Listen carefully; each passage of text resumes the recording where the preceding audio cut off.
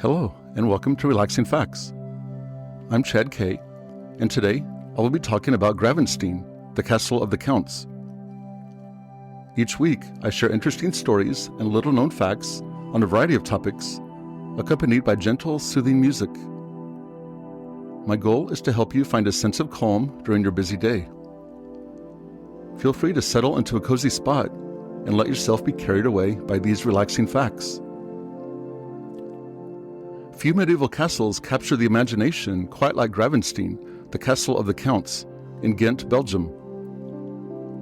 Rising above the city's streets with its thick stone walls, towers, and battlements, Gravensteen appears almost untouched by time. While many European castles were abandoned, transformed into palaces, or demolished altogether, Gravensteen survived centuries of political change, economic development, and urban growth. Its history reflects not only the story of a fortress, but also the evolution of medieval power, justice, and society in Flanders. The origins of Gravensteen date to 1180, when Count Philip of Alsace ordered the construction of a new stone castle in Ghent. At the time, Flanders was one of the wealthiest regions in Europe, enriched by trade and textile production. Ghent itself was growing into a prosperous city whose merchants and craftsmen wielded increasing influence. Philip sought to establish a fortress that would both protect his interests and demonstrate his authority over the region. The castle's design reflected the military architecture of the age. Inspired in part by fortifications Philip had encountered during the Crusades, Gravensteen featured a central keep surrounded by defensive walls, towers, and a moat. Unlike earlier wooden fortifications, the use of stone conveyed permanence and strength. The castle's imposing appearance was intended to communicate a clear message. The Count possessed both political authority and military power.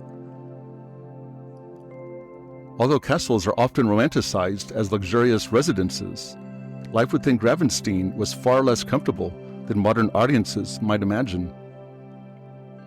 The stone walls provided security, but they also created cold and damp living conditions. Heating was limited, sanitation was primitive, and daily life revolved around practical concerns rather than comfort. Nevertheless, Gravensteen served as an important administrative center where political decisions were made, officials gathered, and noble guests were received. The castle's significance extended beyond the role as a residence. During the Middle Ages, rulers often relied on visible symbols of power to maintain control. Gravensteen functioned as such a symbol. Positioned prominently within Ghent, it reminded citizens and visitors alike that the Counts of Flanders governed the region. This was particularly important because Ghent's growing wealth frequently led to tensions between the city's inhabitants and their rulers. The castle stood as a constant representation of noble authority amid an increasingly independent urban population. As centuries passed, the political needs of the Counts changed. By the 14th century, Gravensteen was no longer their primary residence. Rather than being abandoned, however, the castle was adapted for new purposes. It became an administrative center and eventually housed courts of law. In this role, Gravensteen transformed from a symbol of aristocratic power into a symbol of legal authority.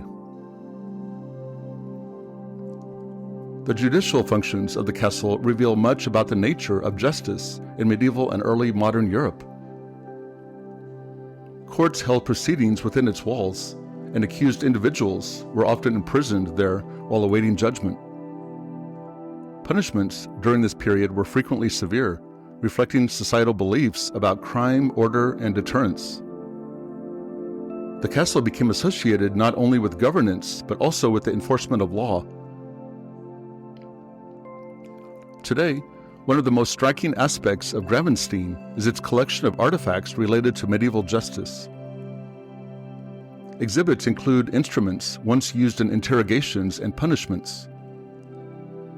While such displays can be unsettling, they provide valuable insight into historical attitudes toward crime and punishment. They also remind visitors that legal systems have changed dramatically over time, evolving toward the protections and standards that many societies now consider fundamental. By the 18th and 19th centuries, Gravensteen faced a challenge unlike any military siege.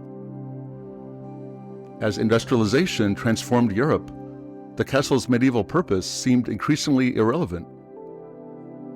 Portions of the fortress were converted into factories and workshops. Machinery was installed, workers occupied spaces once used by nobles and judges, and commercial activity replaced the functions for which the castle had originally been built. These changes reflected broader economic developments occurring throughout Europe.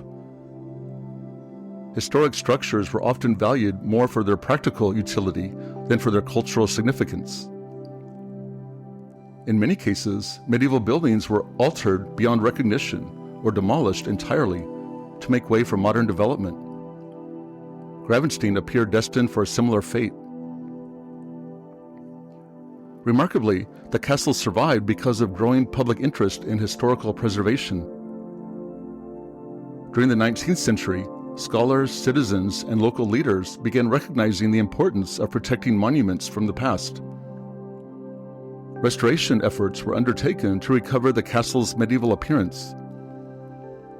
Although some aspects of the restoration reflected 19th century interpretations rather than perfect historical accuracy, the work preserved the fortress and ensured its survival for future generations. The restoration of Gravensteen highlights an important shift in cultural values. Rather than viewing old buildings solely in terms of economic usefulness, people increasingly came to see them as connections to history. Castles like Gravensteen offered tangible links to earlier centuries, allowing individuals to better understand the societies that preceded them. Preservation became an act of safeguarding collective memory. Today, Gravensteen stands as one of Belgium's most important historical landmarks. Visitors can explore its towers, walk along its battlements, and climb to vantage points overlooking the city of Ghent. The castle provides a rare opportunity to experience a medieval fortress within an urban environment, offering insights into architecture, warfare, politics, and daily life during the Middle Ages. And that brings us to the end of this week's talk. If you enjoyed this episode of Relaxing Facts, then please subscribe or click like.